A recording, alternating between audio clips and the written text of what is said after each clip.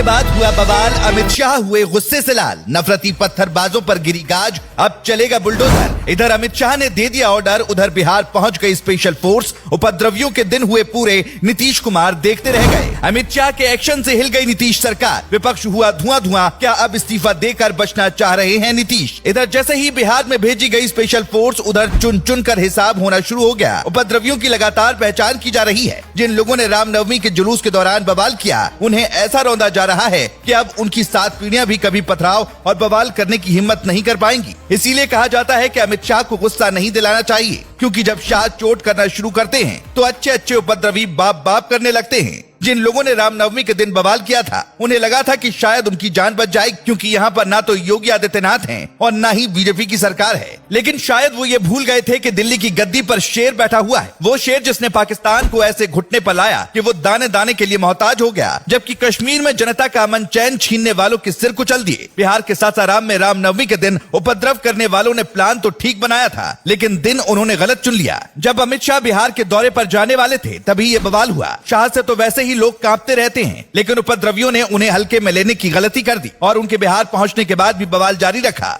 जिसकी वजह से अमित शाह सासाराम नहीं जा सके। लेकिन इसी के बाद तय हो गया था कि अब कुछ बहुत बड़ा होगा, लेकिन शाह इतना बड़ा एक्शन ले लेंगे, किसी ने सपने में भी नहीं सोचा होगा। तुरंत स्पेशल फोर्स भेज दी गई, जो अब उपद्रवियों को चुन चुन कर सबक सिखा रही है। लेकिन इसी बीच अब वहां जनता की मांग उत्तर प्रदेश के मुख्यमंत्री योगी आदित्यनाथ की बढ़ गई है। लोग कह रहे हैं कि अब हमें योगी के जैसा मुख्यमंत्री चाहिए, क्योंकि अगर बिहार में योगी मुख्यमंत्री होते तो अब तक आरोपियों के घरों पर बुलडोजर चल चुका होता और उपद्रव करने वाले खुद सरेंडर करने थाने पहुंच जाते। लेकिन वहां सरकार नीतीश कुमार की है। हालांकि मीडिया रिपोर्ट के मुताबिक बिहार पुलिस पूरी ताकत के साथ बवाल करने वाले लोगों पर एक्शन ले रही है, लेकिन रिपोर्ट लिखे जाने तक बिहार शरीफ में हिंसा रोकने के लिए इलाके में इंटरनेट सेवा पूरी तरह से बंद थी। साथ ही पुलिस ने लोगों से घरों में रहने की अपील। हालांकि इसी बीच वहां के पुलिस प्रमुख RS भट्टी ने कहा है कि बवाल करने वालों को किसी भी कीमत पर छोड़ा नहीं जाएगा। मिली जानकारी के मुताबिक स्पेशल फोर्स के पहुंचने के बाद उपद्रवी शांत और अब इलाके में शांति है। हालांकि सासाराम से लोगों के पलायन की खबरें सामने आ रही थी, जिसे बिहार पुलिस ने गलत बताया है। बता दें कि सासाराम में रामनवमी के मौके पर हिंसा और पत्थरबाजी हुई थी।